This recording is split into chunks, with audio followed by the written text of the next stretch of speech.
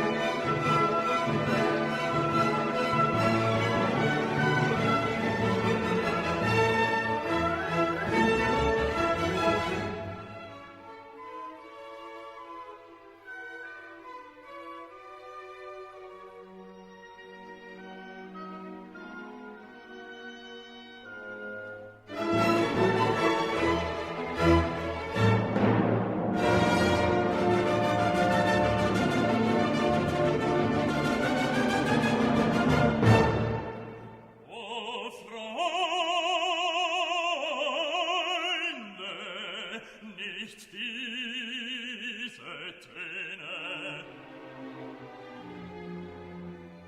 sondern lasst uns angenehmere anstimmen und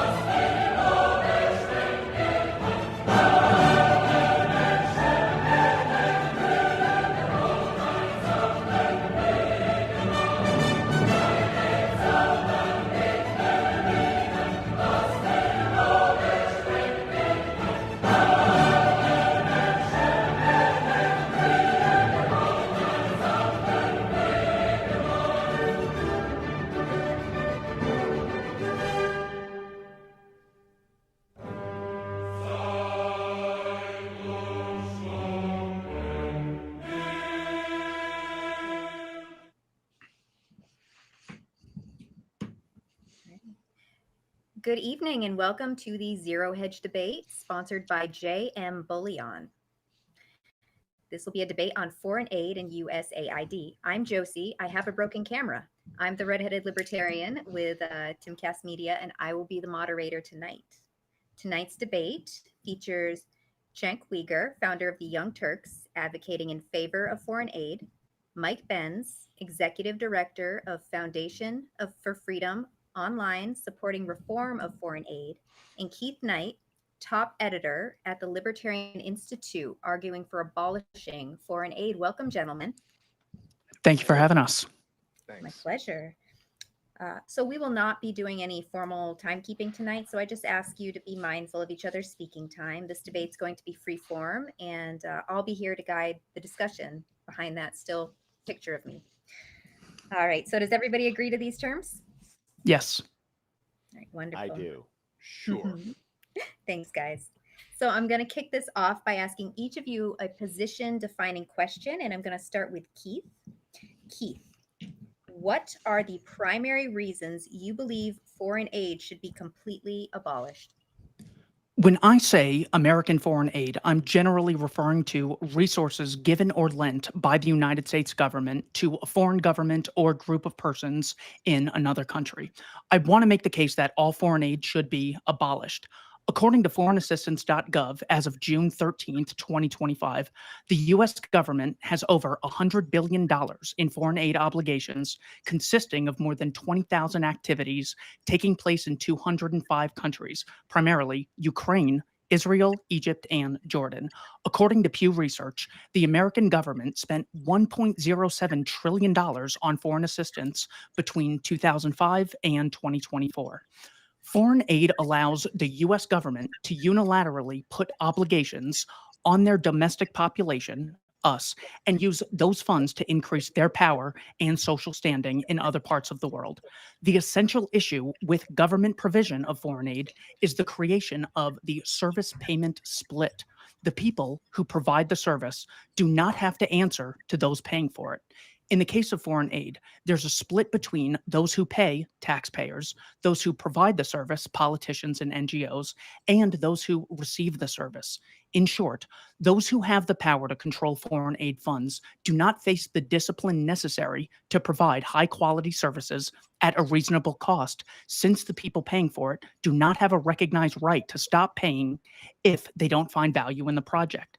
This would be the equivalent of saying Blockbuster, MySpace, Sears, Toys R Us, and Borders could have resolved their business issues if only they had access to the funds of involuntary investors known as taxpayers. Instead of companies getting money by meeting consumer demand, foreign aid encourages companies to reallocate scarce resources towards complying with the desires of politicians, or, in the words of Michael McClintock, these funds turn entrepreneurs away from pleasing customers and into instruments of statecraft. Not only do politicians with access to trillions of dollars not face the necessary incentives to provide quality aid, but they lack the knowledge of how and where to spend the money effectively.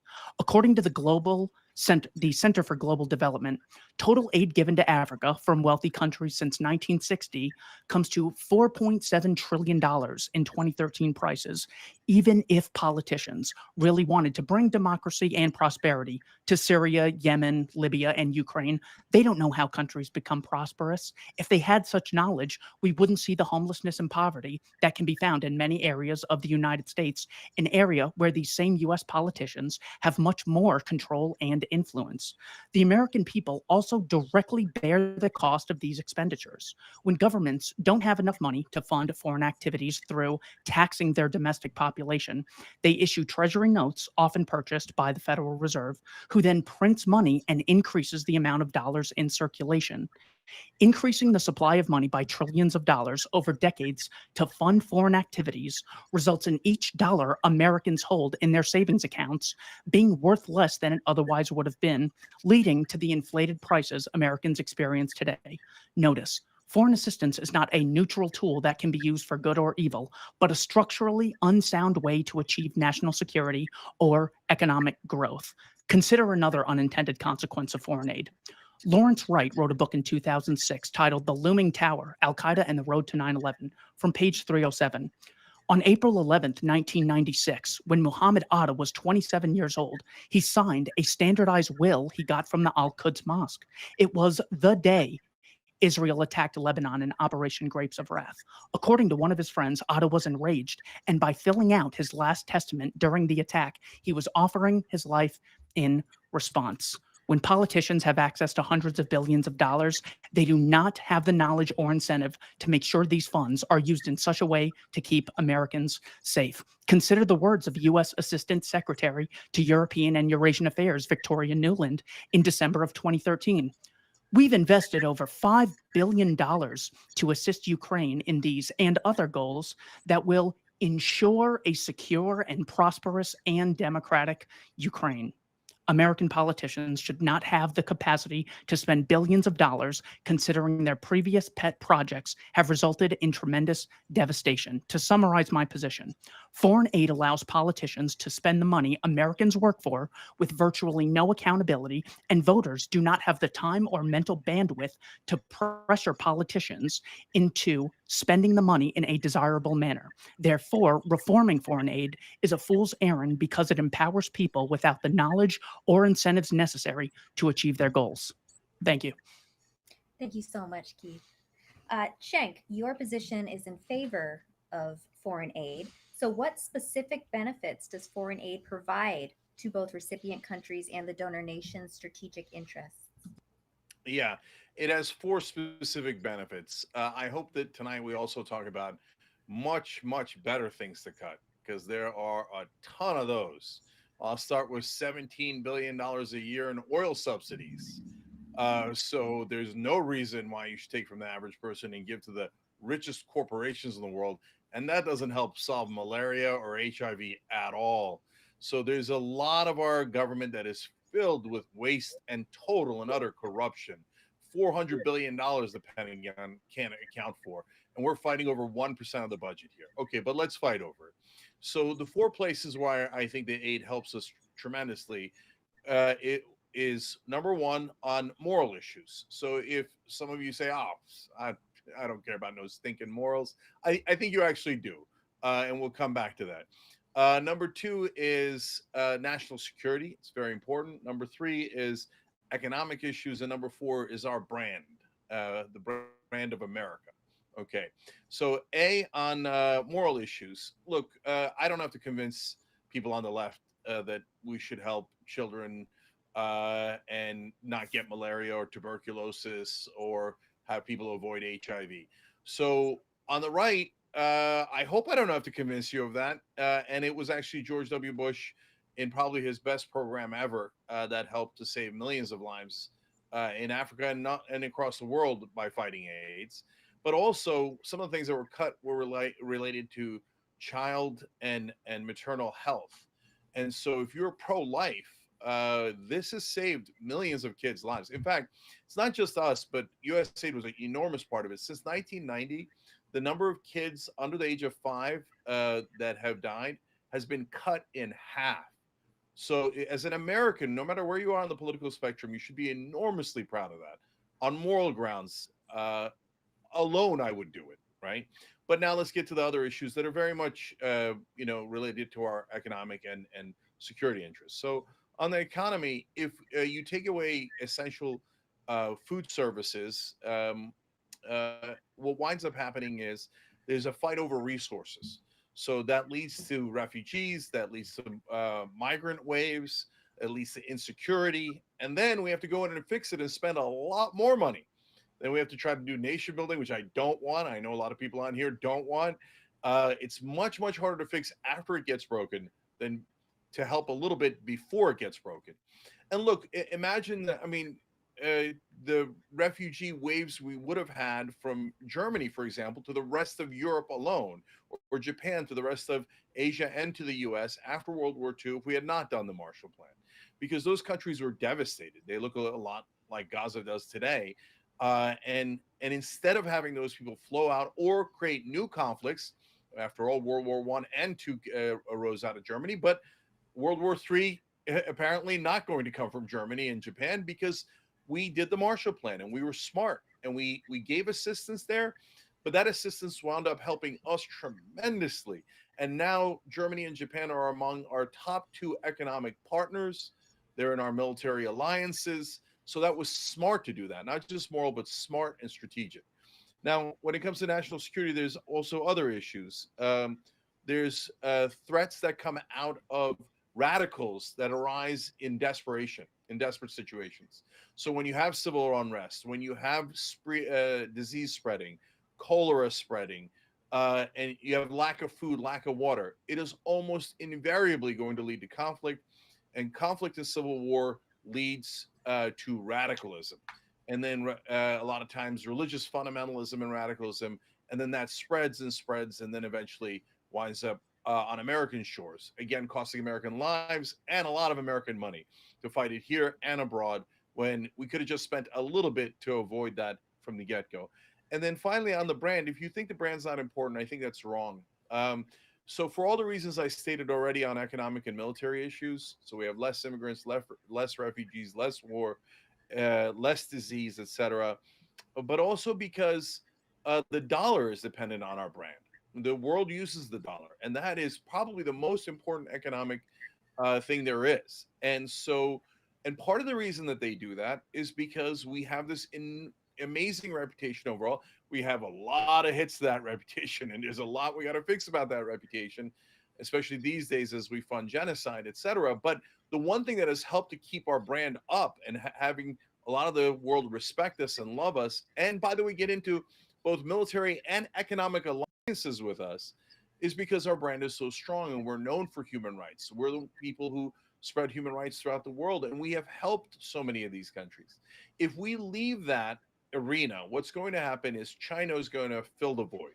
And then China is going to build their brand, and China is going to build their economic and military alliances, and also, by the way, get natural resources from a lot of these countries where we could have. Now, it doesn't mean that I think we should take their natural resources.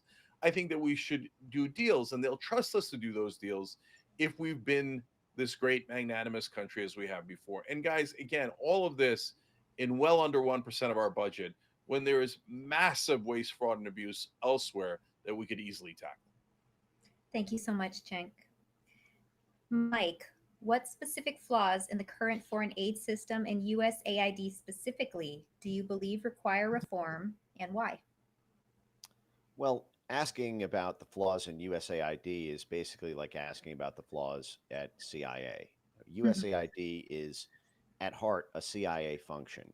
You cannot have a USAID grant without it having some connectivity to soft power projection that advances the State Department's foreign policy goals, and USAID is used in order to accomplish those soft power goals through a philanthropic front. So all these programs, whether it be about food security or public health or independent media or rule of law programs, you name it, these are secretly accomplishing some goal that the State Department wants to achieve.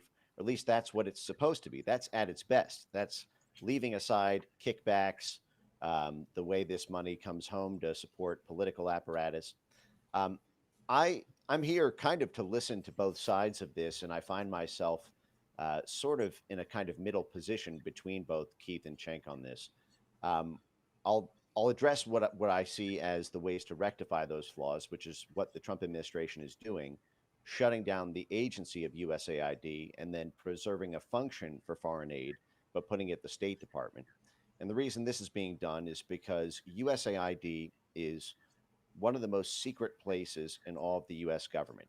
I always say when it's too dirty for the CIA, you give it to USAID. And this is because when the CIA does covert action, it has to be approved by the President of the United States in the form of a presidential finding. There needs to be written sign off for covert action by the CIA.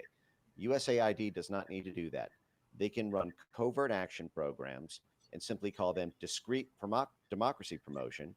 And then it can be run underneath a president's nose without him even knowing about it. This is how Trump 1 was deceived by his own USAID. And you had essentially an independent parallel foreign policy being accomplished at the executive branch when the President of the United States is supposed to be the determiner of all U.S. foreign policy decisions. But there's only one method of accountability at USAID, and that is the Inspector General at USAID. USAID can block Congress from oversight. USAID is supposed to be accountable to the House Foreign Affairs Committee and to the Senate Foreign Relations Committee. In a funny scandal in 2014, when the public grant that was given out from 2009 to 2014 for a program called Zunzaneo was earmarked for humanitarian relief in Pakistan, what they actually did is they ran those funds through a series of offshore banks in the Cayman Islands and used it to construct an alternative Twitter knockoff in order to end run Cuba's ban on Twitter.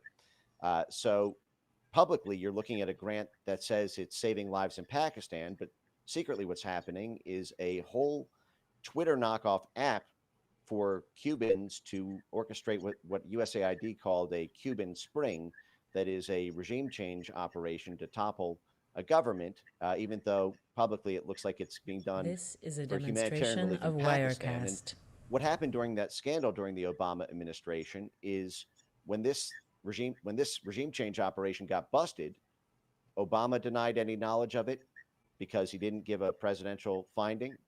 And the Congress and Senate, the House and Senate said, we didn't know this was happening. We thought the program was totally different.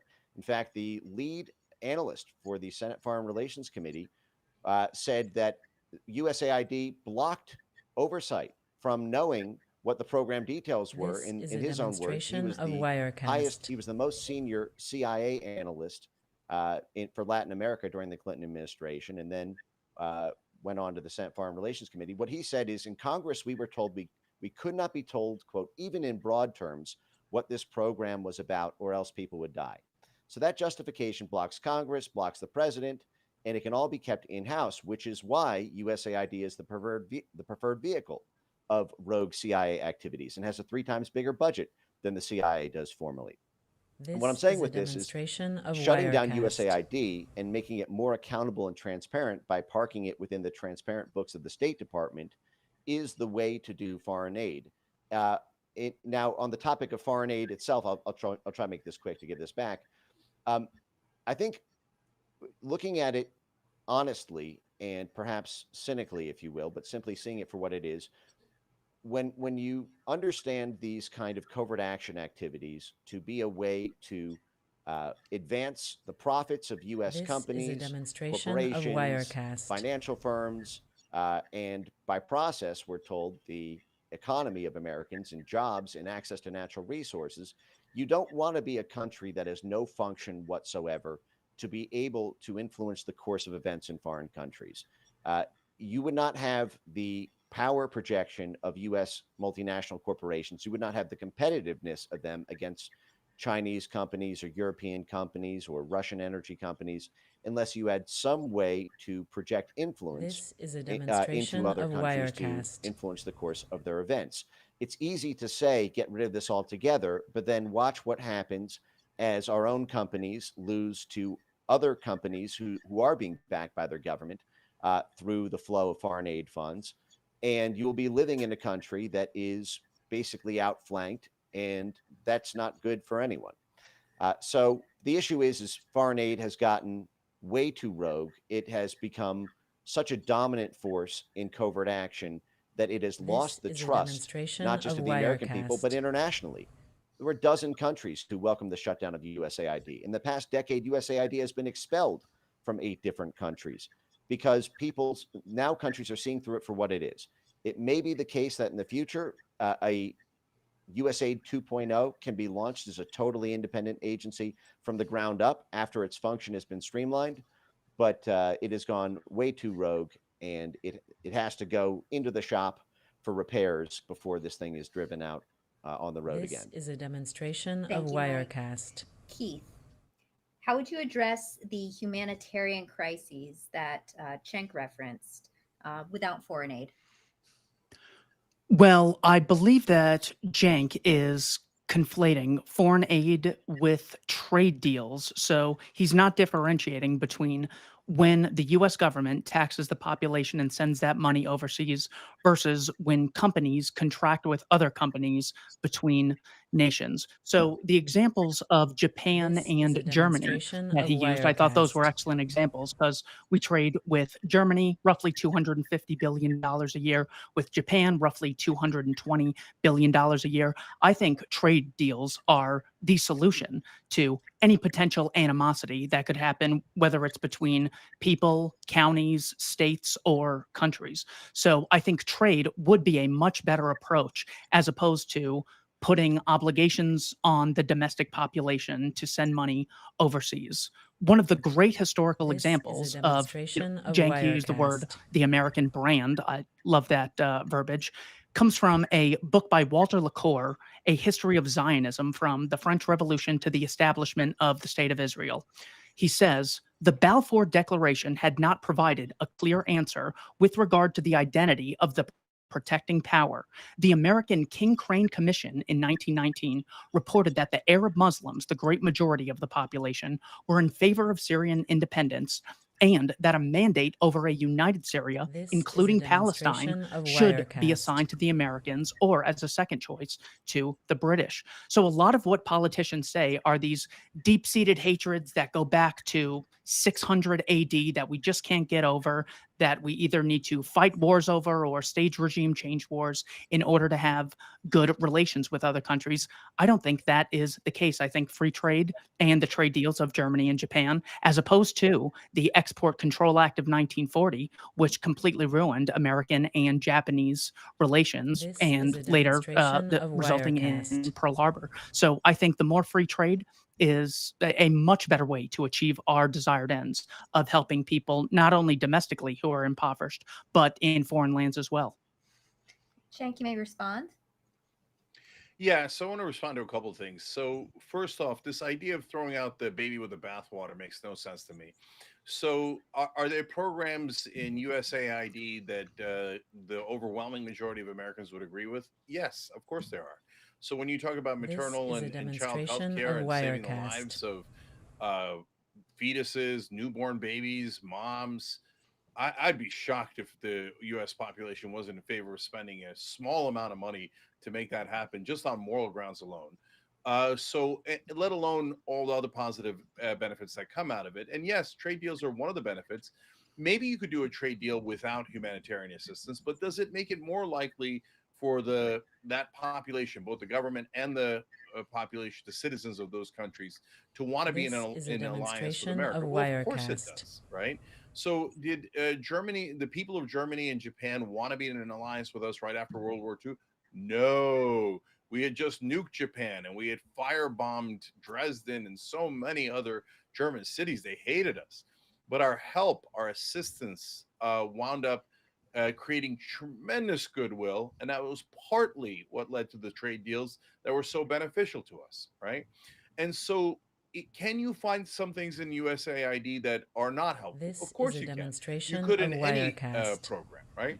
So if Mike says, "Hey, I know that some of these are CIA programs. Here's how we know, and here's how these CIA programs were not helpful. Maybe one or two were, but three or four were terrible, right?" I'd believe that. And if you could show me that or other fraud or waste, then why would I be opposed to cutting that? I want to spend aid in the right way, not in the wrong way.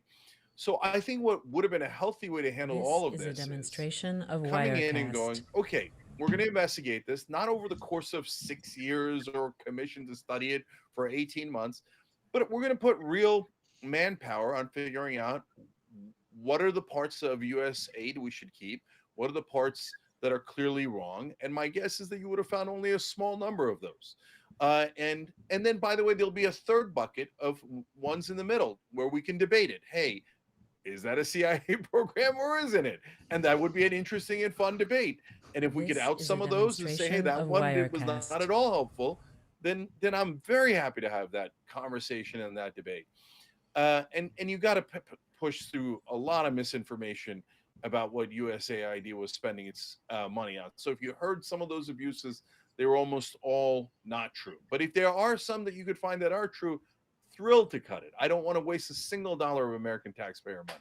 So I think all these things work together. So I actually think that they're kind of making my case for me. This So is a some of this demonstration is of about national Wirecast. security. You could argue that, hey, not every program we've done in that direction has been helpful and some have been counterproductive. And I would definitely hear you out on that argument.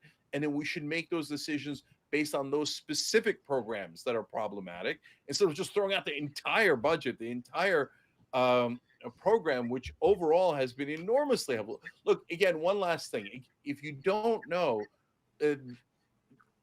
just on HIV alone, we have saved about 25 This is a million lives. demonstration of And Wirecast. HIV then would have spread across the globe a lot more if we hadn't done that. It is one of the crowning achievements of a Republican president, George W. Bush, that did that. And if you're a Republican or you're an American, you should be super proud of that. So do not throw the baby out with the bathwater. In the case of USAID, kind of literally, right? And if you find some bad bathwater, nobody wants an infection. Let's get it out of here, right? But keep the baby and keep the programs because yes, they do help on national security often, and yes, they definitely help with the trade deals on Wirecast and preventing waves of migrants from coming here. Thank you, Cenk. Well, sorry, Mike, you can respond to that. Yes. Well, let's talk about the babies in the bathwater because I see a lot of bathwater and very little baby. Specifically on the babies, because Cenk, I've heard you refer to, that this should be a kind of broad coalition issue because of concerns about Republicans and pro-life. In 1998, a congressional amendment had to get passed to bar USAID This is a demonstration from doing of forced Wirecast. sterilizations because USAID was found involved assisting the government of Peru as it forcibly sterilized about 300,000 people. USAID is completely all over the abortion game in Africa, in India, in Latin America. Right there, you have the opposite of saving babies. USAID is actually taking the lives of babies, at least as pro-life folks see it. This is a demonstration of Wirecast. You mentioned HIV. I'm not sure if you're familiar, for example, in 2014 with the massive USAID HIV scandal, where USAID was busted running a covert regime change operation in Cuba, basically getting people from Costa Rica, Puerto Rico, Nicaragua, Guatemala to set up HIV prevention programs in Cuba. USAID referred to these documents internally as being, quote, the perfect excuse to recruit people for street revolutions against the Cuban government, because no one would think to look at an HIV program in Cuban counterintelligence as being the locus for recruiting offices. So if they were busted in Latin America in 2014, this is not ancient history, this is the Obama administration, for using HIV programs to run covert regime change operations, How many HIV clinics in Africa are doing this? How many HIV programs in Pakistan and Afghanistan and Bangladesh are doing this? In This is a demonstration 2012, of the CIA Wirecast. was busted running a fake vaccine program in Pakistan to secretly collect the DNA and biometrics of the entire local population. Now, CIA ran that operation through a USAID funded outfit called Save the Children. We're back to this supposed baby in the bathwater. This British NGO called Save the Children, which had deep reach inside of Pakistan, partnered with USAID. The doctors who were recruited to actually run that operation were handpicked from This is a USAID officials demonstration of at Save the Wirecast. Children in order to collect the DNA and biometrics for the Central Intelligence Agency. So the public saw a hepatitis B vaccine drive. They saw it from Save the Children, but what they were actually doing is giving all of their blood and biometric data to the Central Intelligence Agency to be used in a covert counterterrorism drive. That does not engender goodwill. Save the Children was actually expelled from Pakistan over that. And I think this is now the growing reputation of This is a USAID, as you demonstration always of need to ask the Wirecast. question, what is it doing versus what does it say it's doing versus what is it really doing? This is the same thing with these starvation, Band-Aid and Live Aid and all these USAID-assisted starvation programs in East Africa to Somalia and Sudan and Uganda. It came out, BBC actually produced a documentary showing that of the $100 million raised for that famine relief program, 95 million of it went to purchase guns for CIA-backed rebels This is a in the demonstration of local civil Wirecast. war in Somalia. So none of these things do what they say they do, and this is because USAID is an independent agency with no oversight. At least at the State Department, you can pick and choose about which ones are best for national security or best for American value projection without it all being rolled up as a kind of CIA conduit. To follow up on that, Mike, real quick, in your research, have you found anything salvageable at USAID? This is a Yes, I demonstration think that of Wirecast. Cenk, for example, mentioned things like the Marshall Plan and how it did secure U.S. interests in Europe as it was reconstructing.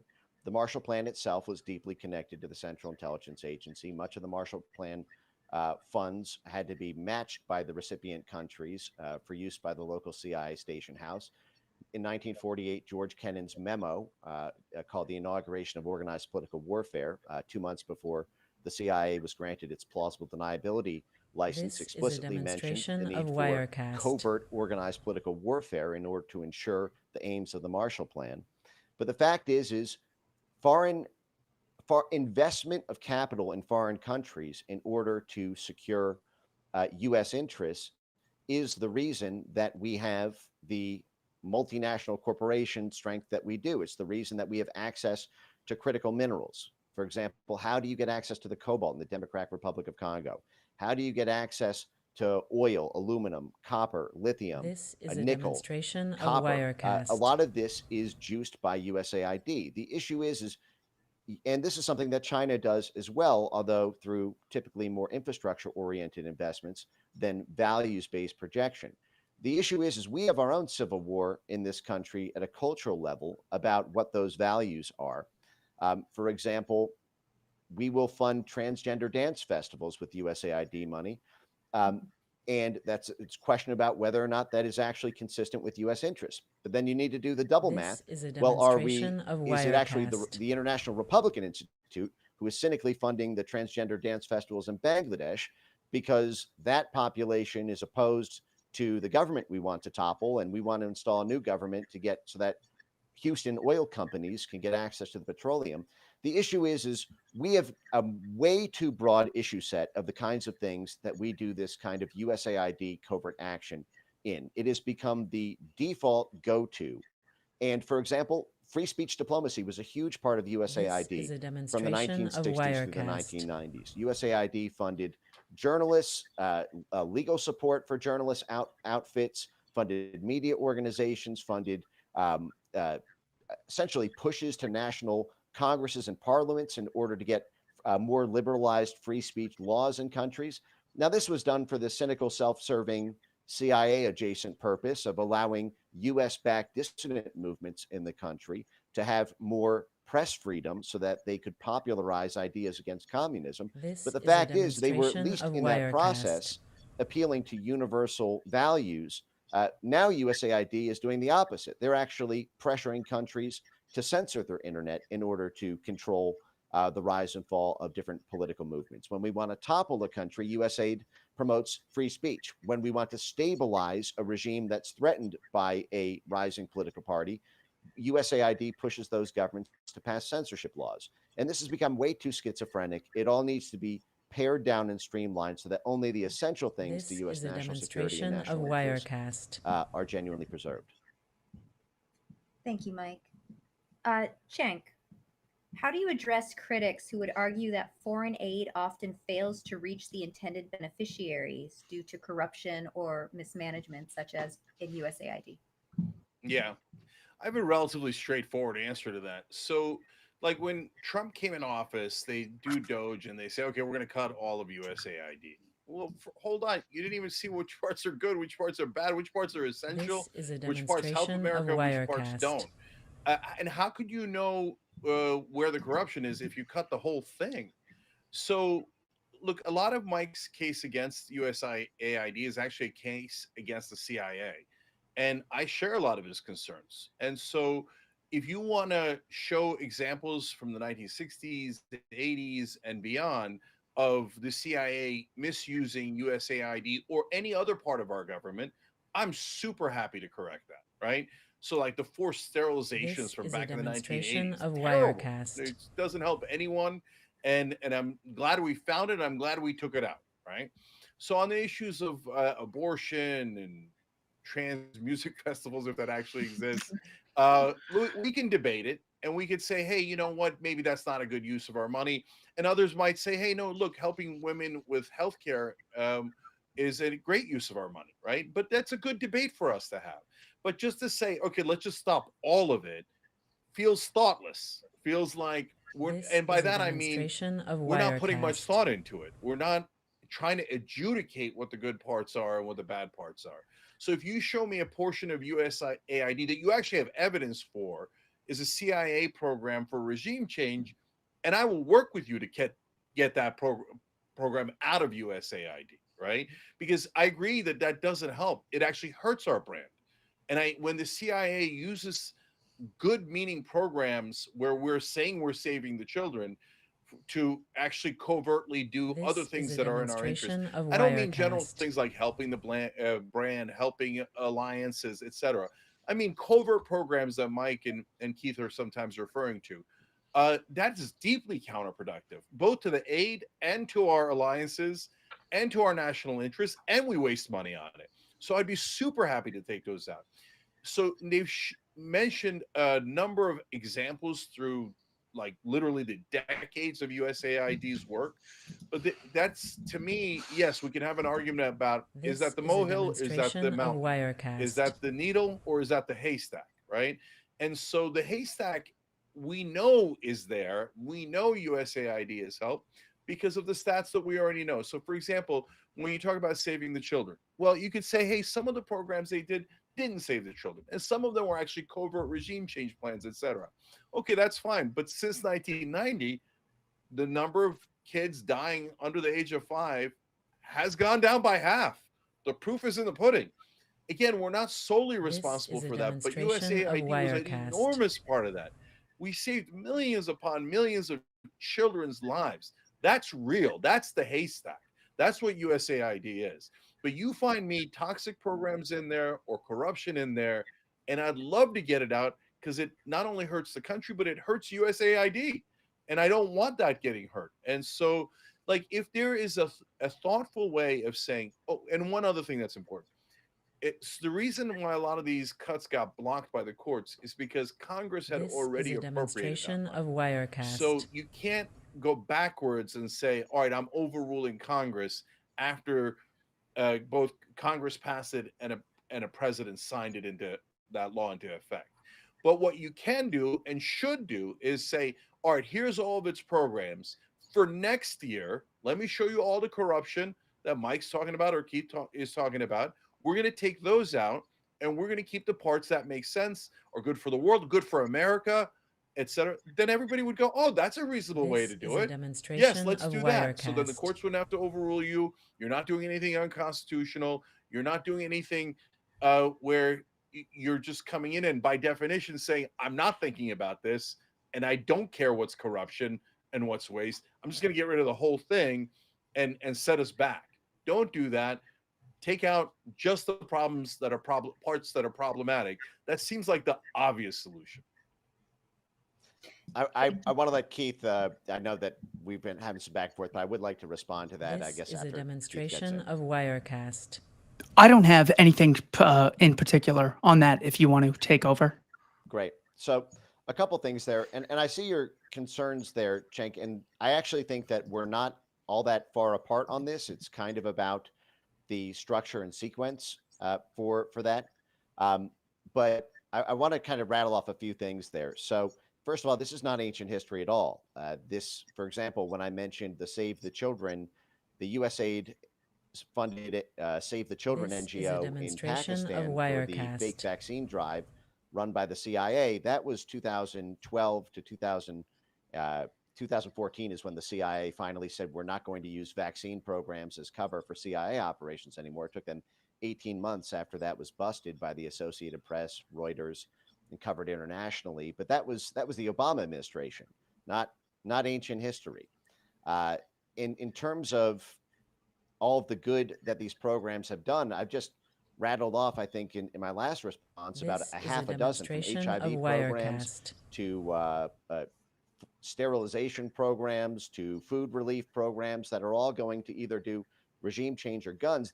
And then you cited that we know the good work that USAID has done. And I'd like to challenge you on that. How do you know that? Is it by reading the USAID press releases?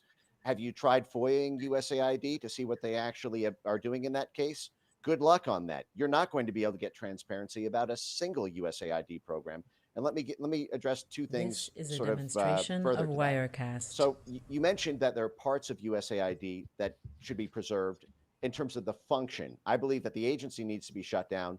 And to the extent that it should be an independent agency rather than a subsidiary State Department function, it may be the case that in the future there is a kind of USAID 2.0 from a clean slate without having the dirty reputation that it has as it's being expelled by countries around the world. And a dozen world leaders have come out and celebrated Trump's actions on this.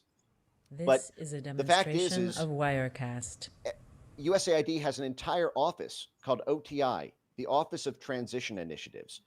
What do they mean by transition? They mean a democratic transition. And if you know Diplo speak, that means regime change. That is an office of regime change. Every single grant by USAID's Office of Transition Initiatives is an office to transition the current government of a country to the next government, which will be more pliant to so-called U.S. national interest This is or a national security. demonstration It is of an entire Wirecast. office at USAID explicitly for regime change. Even the New York Times wrote about this as being essentially a parallel CIA branch, and that maybe they should change the branding because it doesn't look so good when grants come from there. So in terms of that function, perhaps I'd agree, unless you simply want to get that gets to the question about the role of the CIA and whether there's CIA reorganization on this. But part of the reason you can't get transparency about USAID, you mentioned national security a few demonstration of times, and the role. Wirecast. I agree, by the way, with one of the statements that you made, I think, in the opening salvo about the role of USAID in national security. You are not alone in that. USAID's prime lobbying group called the U.S. Global Leadership Conference explicitly made the push beginning in 1995 that we need to pump up USAID's budget rather than wind it down since the Cold War ended, because this is a method for getting political control over the Central and Eastern European countries that we were fighting to gobble up as part of NATO expansion. But the fact is everything USAID does has to be coordinated with the Pentagon. In every operating theater, there is a council, there's joint planning between USA. In every theater that USAID operates, that the Pentagon operates, they have to do joint theater planning. They have to do constant coordination in the run-up to Pentagon activity through its entire continuation. This is something that's called the 3D model. This is a Defense, demonstration diplomacy, of development, Wirecast. which means everything USAID does has to be constantly synchronized in every region, in every industry, with the Pentagon and the State Department's plans there. If you want to see what a food relief program is really doing in Somalia, you should see what it's saying to the Pentagon and the State Department about how that food program assists those goals. Good luck getting transparency about that. Even Congress can't get it, the specific wings of Congress that oversee USAID. It is more secret than This the is a Central Intelligence demonstration of Agency. At least there is Wirecast. a mandatory declassification period where things are up for review by CIA. And again, there is a presidential finding that can be audited in terms of what that program was really doing. But there's not a single program, and I would, if you can name one where every document about that program is publicly available, you're going to be the world's first person to see it. And so I don't think a single one of these is really doing what it says it's doing. It actually really can't, This is a because demonstration USAID is of not a charity. Wirecast. It is a soft power mechanism to use philanthropic fronts to accomplish some aim. But since you can't subpoena it, you can't FOIA it, you can't get deep inside the guts of it, and the only way we know is through leaks, there has to be a more accountable mechanism. If these things are really, if there really is a baby there, they should be able to show that baby to the world and allow us to kiss it. Thank you, Mike. Cenk, would you like to respond? This is a Yeah, demonstration definitely. of Wirecast. So first of all, I see we've got conservatives against transitioning in all forms, gender and regimes. So I join you on being against transitioning regimes. But Mike, you seem like you're constantly just making an argument against the CIA. And here, brother. Okay, I mean, you want to talk about a nefarious organization that does things completely in secret, totally counterproductive in everything that's ever been revealed about them, and has done great damage to the country. Yeah, that's the CIA. So it's like if the CIA is using different parts of our government, USAID, Pentagon, State Department. The problem isn't the State Department and the Pentagon in those cases. The problem is the CIA using those departments in nefarious ways. And so on those abuses, I join you completely. But when you talk about, hey, we don't have accountability here, but that's kind of a catch-all, right? Because in terms of transparency, first of all, the Pentagon has never passed an audit in their lives, right? And they say outlandish things like, we can't account for $400 billion. So the entire remaining USAID budget is $69 billion. So here, I'll cut $400 billion that they can't find at the Pentagon and save you a lot more money, right? And probably get rid of a lot more CIA programs. Okay, and so that's part of it here. And by the way, I can show you. I mean, cut after cut. Medicare Advantage has this giant scam part of it where they send in the nurses and send fake bills to the U.S. government. We all know that it's happening, but since those companies are greasing both Republican and Democratic politicians, we lose $100 to $200 billion a year to that robbery, and there's no transparency there. I mean, you want to talk about transparency? When are we going to get the Epstein files? Okay, so there's no transparency anywhere in the government. So just saying, hey, USAID does not have good transparency, really, again, that critique could be done to any department. And if you say to me, hey, I'm in favor of more transparency at USAID or anywhere else, again, here, brother, I'd like to get as much transparency as possible. I'd love to have the FOIA requests be answered. But if you're in the Trump team, or if you were in the Biden team earlier, right, you're in charge of the government, then you don't get to make that argument because you don't need a FOIA request. You're in charge of the government. You know what's inside, right? So like the Trump administration could just go, oh, here's a crappy program by USAID. It turns out it was actually led by the CIA and was trying to do regime change in Peru for no goddamn reason. Okay. And we're throwing it in the garbage. And the American people would cheer. And they go, oh, okay, you showed me an abuse.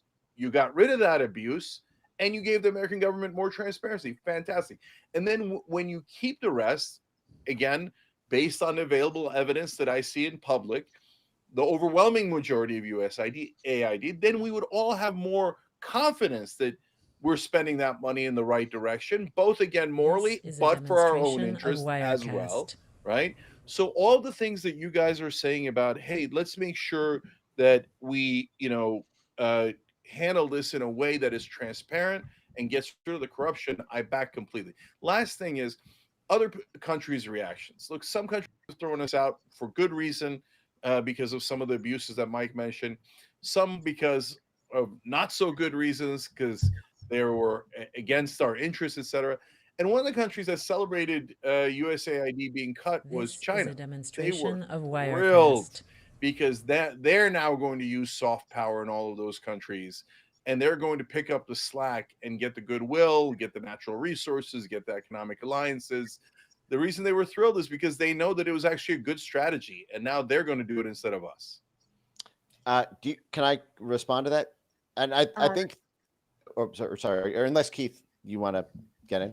Because I have a was frame gonna. I wanted to take it in a different direction just a little. So if you want to respond to that, that's This fine. is a I'm demonstration going to have you of respond to that Wirecast. real quick, Mike, and then we're going to pause for a brief sponsor message, okay? Great. Yep. So a couple things on that. When I went on Rogan the second time after USAID was done, he asked me, okay, is the battle won on this with USAID?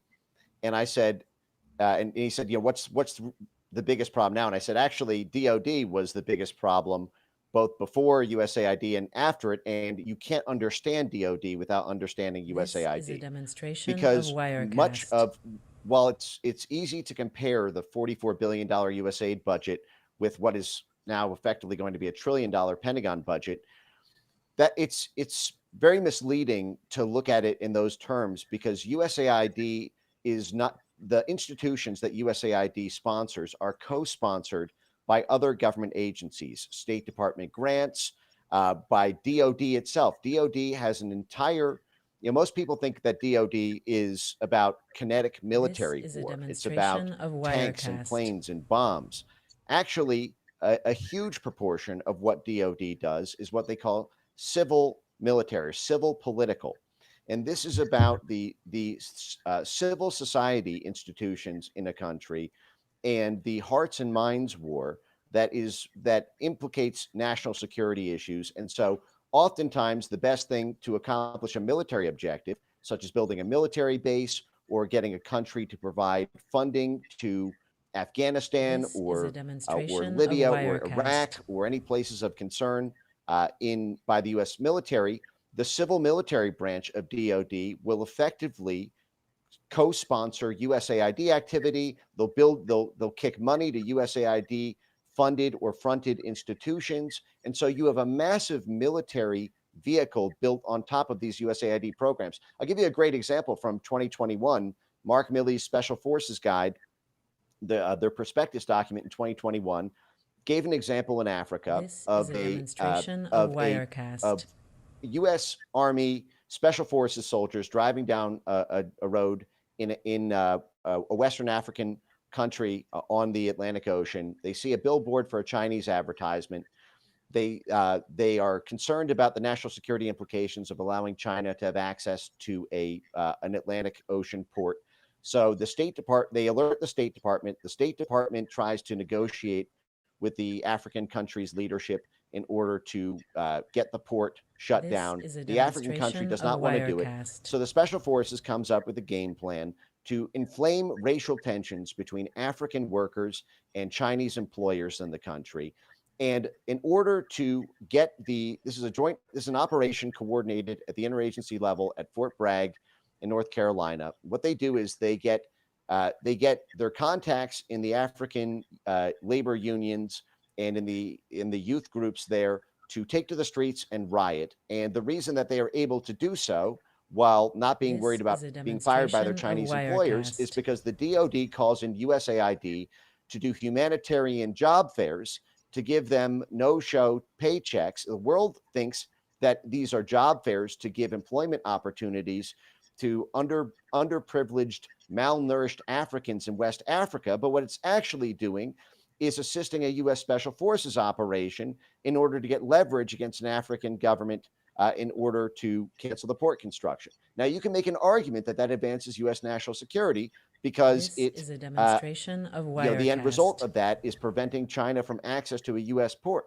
But USAID is not doing a job fair there. It never is. And if it is, it should be able to publicly show us all of those documents. Another example of this, by the way, in 2015, there's a U.S. Army War College document that did a survey of the efficacy of USAID DoD programs. And one of the quotes by one of the two-star generals who was consulted on this report is that DoD prefers to work with USAID over the State Department, even though the State Department sets U.S. foreign policy and there's supposed to be tighter coordination through the White House National Security Council.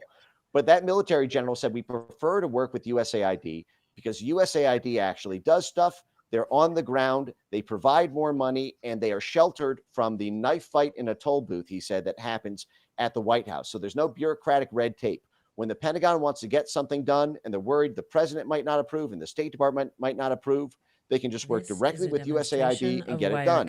And this is how DoD can constantly play shell games with the numbers. For example, as one of the generals bragged after Trump lost in 2020, one of the generals came out and said we were constantly playing shell games with the numbers in Syria and in Iraq when Trump was trying to do withdrawals and a limited presence there. Well, all of these groups on the ground were being pumped up by USAID, and they get civil military funds at DoD, and those can be easily laundered. So you can't have your own government under control. All these other rogue agencies work as part of this USAID soup, and because USAID is the most secret of the agencies, it ends up being the end point for all that laundering. Thank you, Mike. We're going to take a brief break for a sponsor message. Now is the time to take advantage of the power of gold and silver to grow your wealth, whether you're an experienced investor or new to the game. These precious metals have a long history of being a safe haven for your savings, but they also offer growth potential, making them a wise investment choice. So where does the average investor go to buy gold and silver? That's easy. JM Bullion. JM Bullion is one of the most popular and most trusted precious metals retailers in the nation. We offer a huge selection of gold, silver, platinum, and palladium products that can be delivered to your door in safe, discreet, fully insured packaging. From 1 gram of gold to an entire mint box of silver, JM Bullion offers precious metals to suit every financial goal and budget.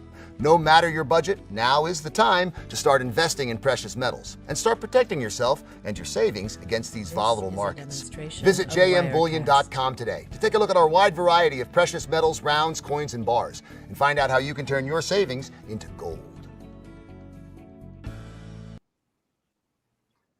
Welcome back, everybody.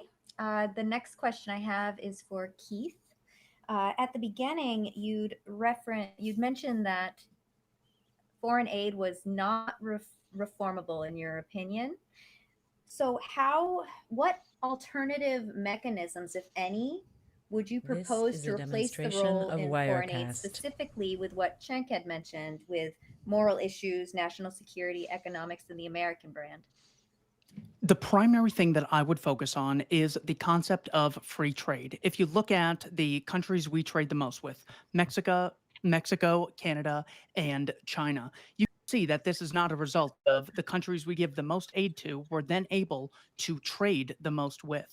We can have trade without the U.S. government taking money from the domestic population and giving it to people in other countries. In the case of child mortality, we saw child mortality drastically drop in Western Europe and in America, not because there were other countries in the 1800s and early 1900s giving us foreign aid from their taxpayer base, but because we embraced a system that was much closer with private property, the right to contract, and voluntary exchange. This is how child mortality actually decreases once you allow for the nation's productive capacities to be unleashed and you're allowed to freely trade with other people. If you look at how just as the cost of computers and the cost of cell phones and the cost of televisions have drastically decreased and allowed more people to access those things because of a lot of free trade agreements that we do have with other countries, the same exact thing could be done with medicine. This is a genuine way to increase access to hundreds of millions of people worldwide through the concept of free trade. I do want to ask Cenk one thing, because I'm curious how we can This is a differentiate between demonstration of something that is Wirecast. currently bad and in need of reform versus something that is inherently bad and should be abolished. I'm thinking right after the IDF started bombing Rafah, after telling everyone in Gaza they got to get to the south so they could bomb the north, then they started bombing the south. Cenk said if the IDF tries to ethnically cleanse Palestinians into Egypt, that he would be so furious he would actually support a tax revolt. Am I remembering that correctly, sir? I don't want to put words in your mouth. This is a Yeah, that demonstration sounds of about right. Wirecast. So there is a point at which you can look at the actions of an organization and say their actions are so egregious, there is so little accountability, reform would be so astronomically costly for so many people that it's much better to just make it so these groups can still get funding, but they have to do it through the voluntary market process. I can't get any money from the Young Turks unless I find a way to make a voluntary exchange with you guys. Just as Walmart This is and a the Catholic Church demonstration and of Amazon, Wirecast. big companies that they have big projects and they help a lot of poor people with the products and services they create. All I'm saying is take these aid agencies and turn them away from answering to the government, which has very little incentive to please consumers, and make them answer directly to consumers instead of allowing politicians to take from consumers and have the entrepreneurs start answering to politicians. It's the old expression, he who pays the piper calls the tune. This So is if a customers demonstration are of paying the Wirecast. piper, the businesses, well, we can complain. If they don't accept our complaints, we could go to a competitor. Governments don't face that discipline. So this is my justification. One, the amount of atrocities in Gaza, as you've outlined numerous times on Piers Morgan's show. It's not just the number of atrocities, but the incentives and constraints that the government is not disciplined with, that the market is. So that is my general explanation. Embrace free trade. This is a Don't be sanctioning demonstration Russia, of kicking them out of Wirecast. SWIFT. Donald Trump came out the other day and said, you know, Iran's got a lot of oil that they could trade with. So now apparently it's okay for Iran to start trading. We should embrace free trade and reject foreign aid because of the incentives that producers face. We want them answering to customers, not to politicians. Thank you, Keith. Would you like to respond, Mike or Cenk? Sure, I'll respond to some of the things because he was addressing some of the stuff that I said. Sure. So, look, guys, we got to cut harmful This things is a first, demonstration and of then Wirecast. if you say there are harmful things within USAID, again, I'm super happy to cut that, right? So, to Keith's point there, I mean, we spend about half of the remaining USAID budget, the equivalent of half of it, to pay for a genocide in Gaza. How does that help anybody? Doesn't help anybody at all. And my God, it gets the whole world to hate us. So there's just a mountain of abuses within the government to cut, a mountain of waste, a This mountain is a of corruption. demonstration of And you guys are, Wirecast. in my opinion, attacking a program that has some of that. But the overall haystack, again, 25 million lives saved on just the HIV program alone. We're helping to fight cholera outbreaks, malaria, tuberculosis, so many of these things, maternal health, child health.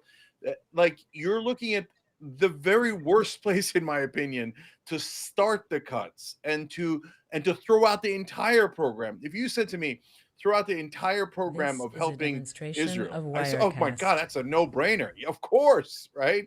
Because it's not because I don't think Israel can, use any help, but the great majority of that quote unquote help is military, and we've given over 34 billion in the last 12 months alone to Israel, and it doesn't even help Israel because we're enabling them their worst instincts, and it's causing grave harm to Israel, let alone the Palestinians, let alone the world, etc. So there are some programs that are nearly 100% wrong, This and like is a obviously demonstration of overwhelmingly Wirecast. wrong. And if you said, hey, yeah, but there's some things we help Israel with that maybe helps them have paid family leave, even though we don't have it, and universal health care, even though we don't have it, I'd say, well, I'm glad they have paid family leave and universal health care, but overall the aid that we've given Israel has been about 96% harmful. So I just give that as one of literally hundreds of examples I can give you where Yeah, there is no baby. There's just toxic bathwater. This Throw is it a out, right? demonstration of USAID Wirecast. is among the worst places to do that because there's so many positive things that happen there. And the last thing in addressing what Keith said is that, look, brother, there's so many things that I agree with libertarians on these days, including anti-war. And, you know, from your organization, Dave Smith, Scott Horton, amazing, wonderful work, right? But when you guys talk about just like the markets will fix everything, let me just give you one quick example. I had the privilege of interviewing Jimmy Carter in his presidential This is a library about demonstration of right around the time Wirecast. where the Carter Foundation had nearly eradicated guinea worm disease. So this is a disease that's in the water in Africa and Asia. Most of us don't know about it because it doesn't affect us, but it affects millions and millions of people in the world, or it did. And a virus gets, not a virus, but a bacteria gets in the water and into your system once you drink it, and then worms form inside your body, and they eventually break out. And it's just the most disgusting thing, but it leads This to is a infections. It's demonstration of incredibly Wirecast. painful, leads to deaths, etc. And when I asked him, why did you pick that one, President Carter, to work on? He said, because there was no profit motive. Once you solve it, they can't keep selling drugs to help fix it. So if we didn't do it, no one was going to do it. So the markets don't solve everything. Markets solve a lot of things, and that's why I'm a capitalist. But they don't solve everything. That's why you need a government. That's why you need charitable organizations like the Carter Foundation. But This they is a don't have enough demonstration of resources to be able to Wirecast. solve all the problems that we're talking about here. And that's why, yes, sometimes you need the US government to do wonderful things and not just awful things. And that those wonderful things also have great advantages for us morally, economically, and security wise. Well, that would mean that any company or any group that's in the private sector, that would mean they have the right to issue taxes on the income of Americans. I could say, you know, the Catholic Church has done This so is a much to help demonstration people. of The Wirecast. Protestant churches have done so much to help. Mormon churches have done so much to help.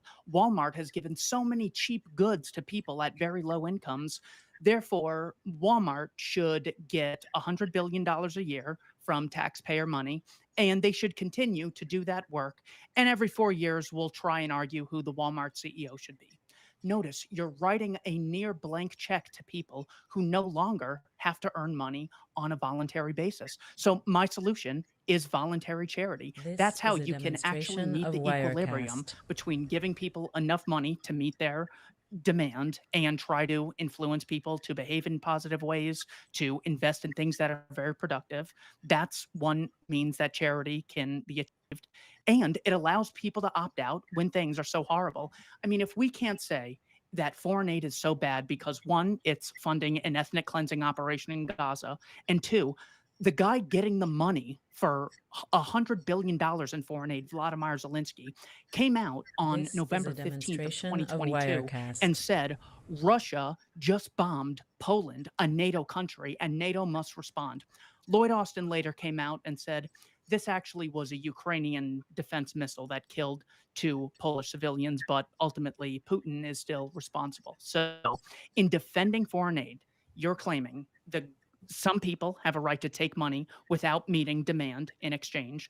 2, they can fund a genocide and will just argue over where it should This not is a be cut. demonstration And they of can attempt to provoke Wirecast. a nuclear war with a nuclear power between Russia and America. At some point, you have to say, you know what? Instead of arguing for Jim Crow reform laws, we should abolish Jim Crow. Instead of saying the Ku Klux Klan needs a new Grand Dragon, it's an inherently evil organization that should not exist. Same thing applies to foreign aid. Thank you, Keith. We do need to start wrapping up right now, so I'm going to have you each give sort of a closing statement This on is your a demonstration views. Does that of sound good? Wirecast. All right. Yeah. So I started with Keith before and ended with Mike, so I'll start with Mike. Yeah. So I think that USAID is a totally rogue organization. It's a separate question about the one of foreign aid, because the structure of delivery of foreign aid is under the current system with USAID as a independent agency with no effective oversight or transparency. means that it has become This is a essentially demonstration the of place for the rogues Wirecast. gallery of folks at DoD, CIA, state to park operations that otherwise would be untenable to run out of there.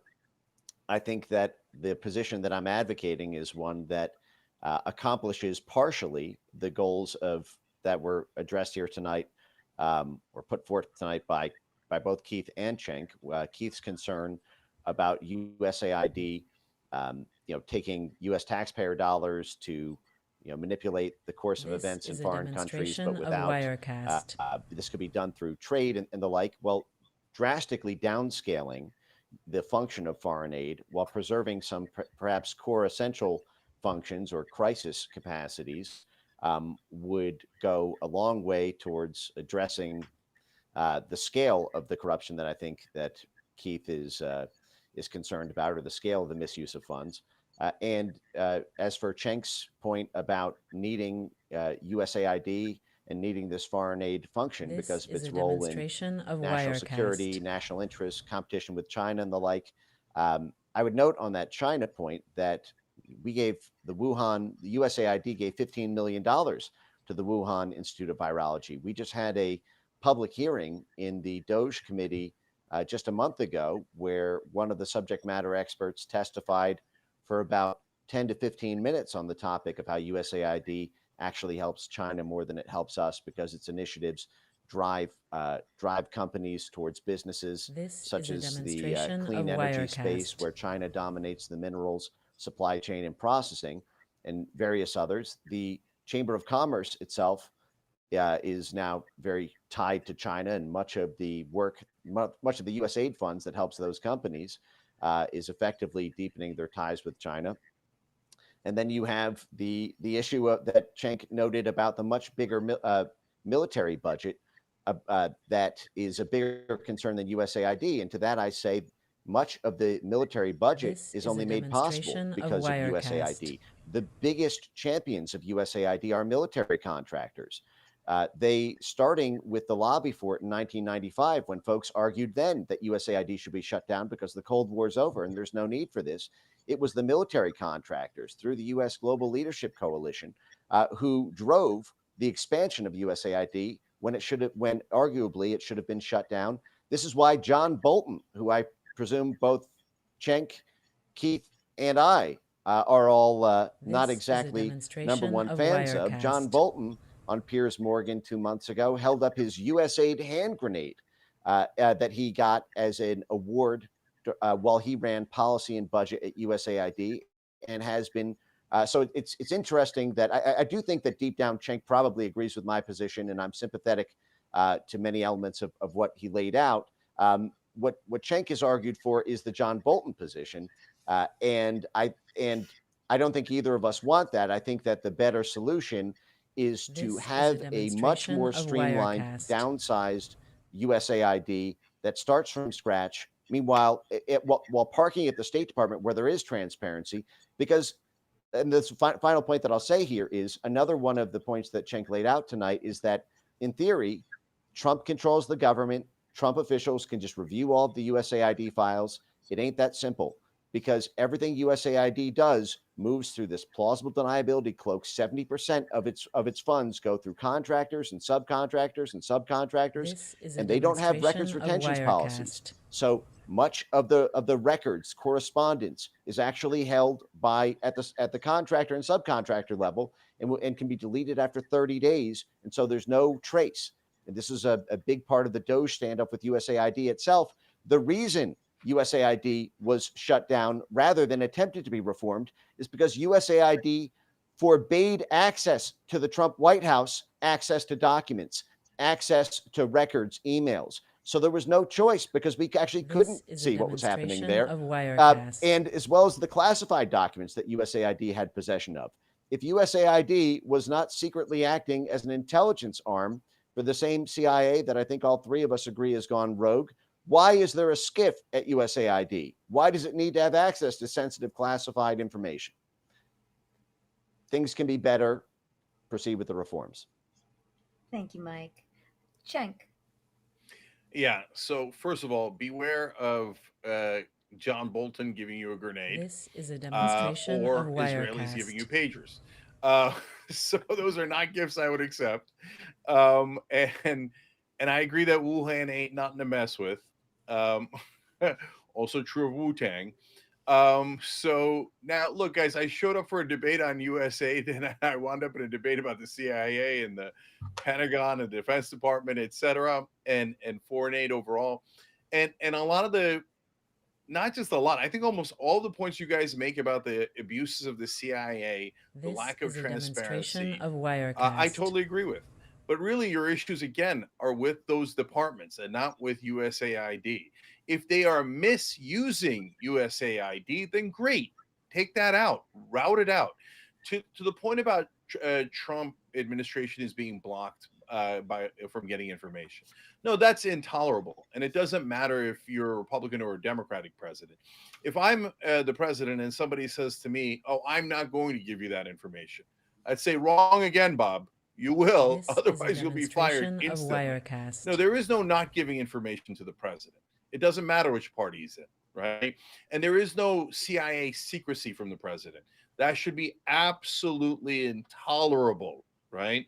So the American people selected him, whether we like it or not. And by the way, whether we like it or not, they keep selecting Democrats and Republicans, and those are the representatives of the people, and they must hold each department accountable. But when you look at the different ways that we spend money in the different departments we have, This is a for some demonstration reason, of conservatives have made Wirecast.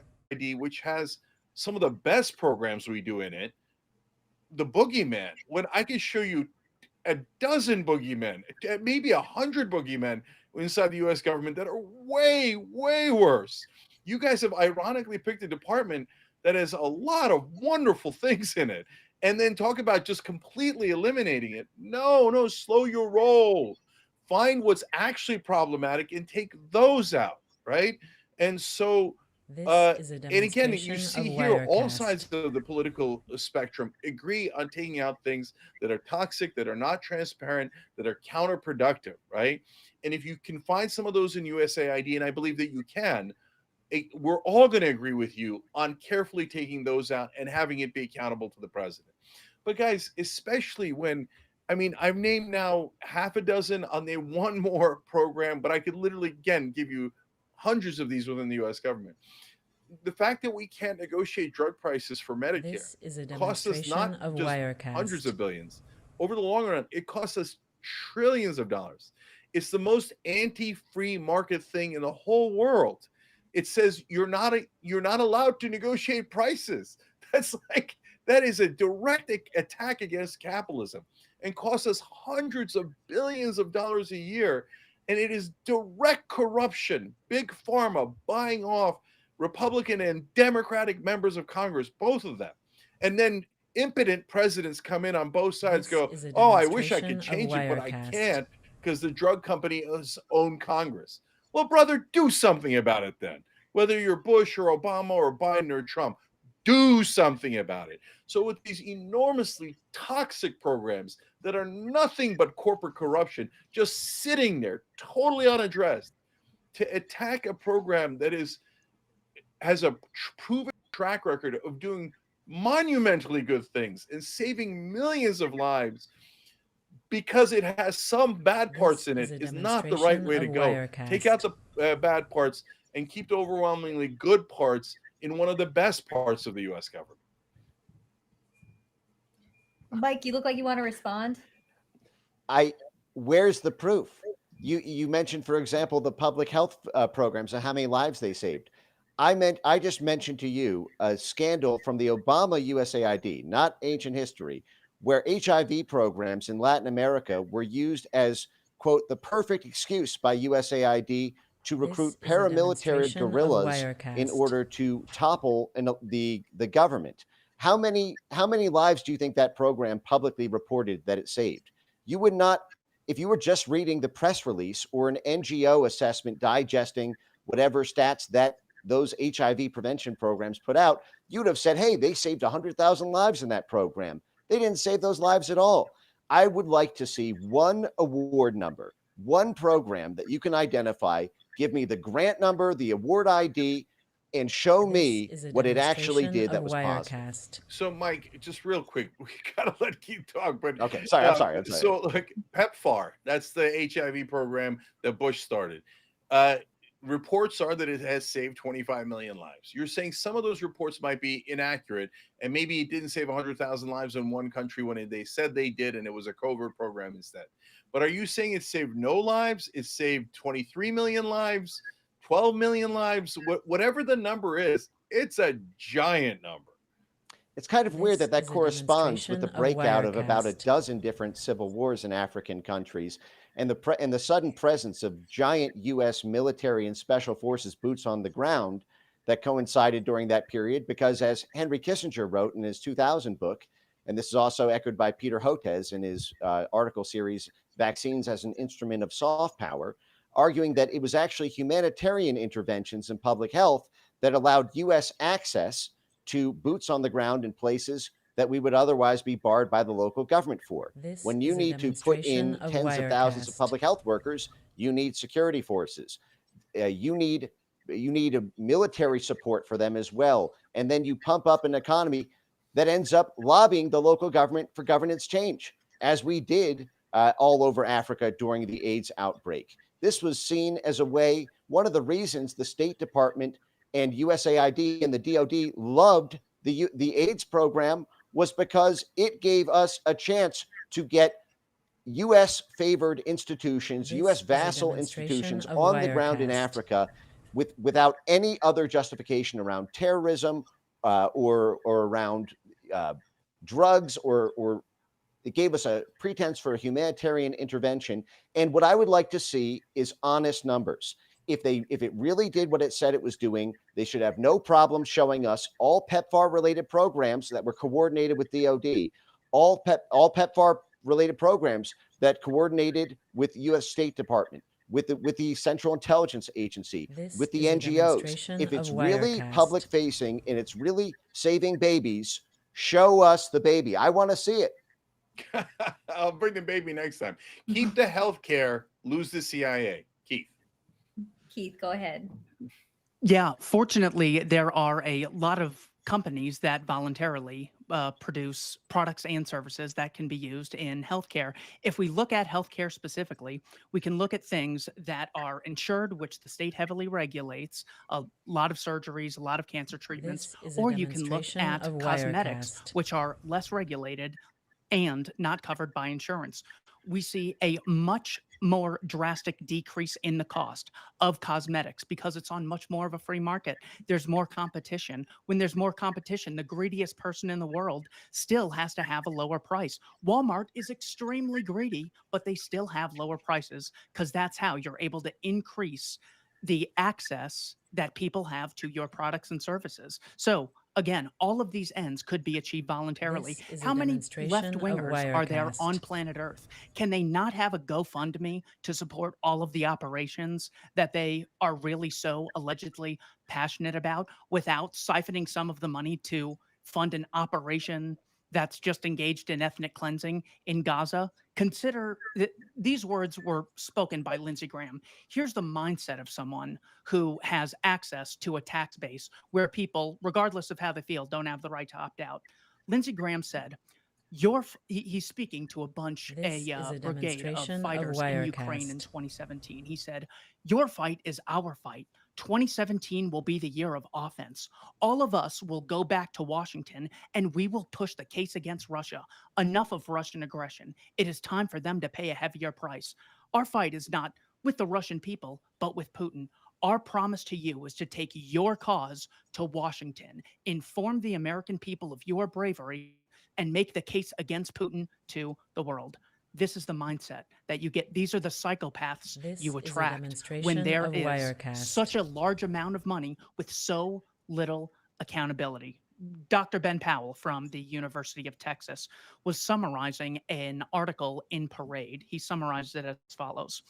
Overall, the Organization for Economic Cooperation and Development countries contributed aid to every one of Parade magazine's 20 worst dictators. Combined, these leaders received nearly $55 billion in aid. The United States contributed to 19 of the This is 20 a worst demonstration of dictators. Wirecast. I don't know how many empirical examples of atrocities we would have to put forth between Mike and myself to get people to say that this is something inherently bad.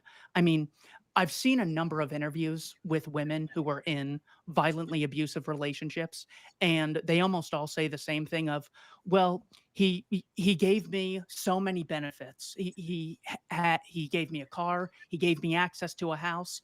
At some point, even though you're reaping some benefits This from is an a abusive demonstration relationship, of you have to Wirecast. say the costs are too damn high, and we have to disassociate with these people, whether it's an abusive boyfriend or people actively provoking world wars with Iran, Russia, China, and engaging in an ethnic cleansing operation in Gaza. Support the abolition of funding foreign aid. The people who control the money don't have the knowledge or incentives to ever provide a good service. In opposition, you can support not sanctioning other countries and encouraging free trade. This is a demonstration Thank you of so much, Wirecast. So thank you everyone for attending this debate. ZeroHedge apologizes for the watermark glitch, and I apologize for my camera not working properly. We'd like to thank our sponsor, Jim Bullion, and our guests, Mike, Cenk, and Keith. I would have loved to continue this conversation for like another couple hours. I still have so many questions, but we wanted to spare y'all the watermark headache. Gentlemen, where can our listeners find you and help This is a support your work? demonstration of Wirecast. We'll start with Keith. You can find me at libertarianinstitute.org. Scott Horton and I have been working on this institute so people can go there and use our search engine to look up anything they're curious about when it comes to the freedom position. Generally, our claim is that for the same reason you should have religious freedom, even though there can be downsides to people choosing their own religion, people still have the right to do so. So we advocate the policies of anti-war This is a and demonstration decriminalizing of all capitalist Wirecast. acts between consenting adults. Check us out at libertarianinstitute.org. And you can read my book, Domestic Imperialism, 9 Reasons I Left Progressivism. Cenk Uygur says it's his favorite book of all time, so definitely read it. Thank you, Keith. And Scott Horton is amazing. He's like a human encyclopedia. I would definitely recommend following him for all of the listeners out there. Cenk, where can people find you and help support your work? Yeah, so Young Turks is on almost every platform that you watch, but This so you is just a type in Young Turks demonstration or of TYT Wirecast. anywhere you watch news, get your videos. But but an easy way to find us is we're live Monday through Friday, 6 to 8 p.m. Eastern on YouTube. So just go to the Young Turks channel on YouTube, 6 to 8 p.m. Eastern every day. Get all of your news there. And then politically, actually with the Libertarians, we started unitedagainstwar.com. So make sure that all of your politicians are held accountable if they vote for war. So that's unitedagainstwar.com. This is a demonstration And then of Wirecast. if you're populist left or populist at all, Rebellion Pack is the place for you. And we actually try to fight the waste, fraud, and abuse inside the government and serve the average person and not the donor class. And that's rebellionpack.com. Come join the rebellion. Thank you, Cenk. And as a fellow anti-John Boltonist, I'll definitely check that out. Mike, where can people find you and help support your work? Best place to find me is on X at Mike Ben Cyber. My foundation is at foundationforfreedomonline.com. This is a demonstration of You can see Wirecast. detailed reports about the censorship industrial complex and its many scandals and exposés that we've blown up there. Thank you guys for making the time tonight. I thought this was a fun, lively conversation, and thank you to ZeroHedge and for Josie for hosting. Thank you so much. I'm Josie. I'm the Redheaded Libertarian. I do outside media work with timcast.com. And I'll be on IRL on Monday, so I'll be flying up to DC tomorrow. So, and I just launched a coffee. This is a demonstration cast3.com. of Check it out. Wirecast. Thank you, everybody.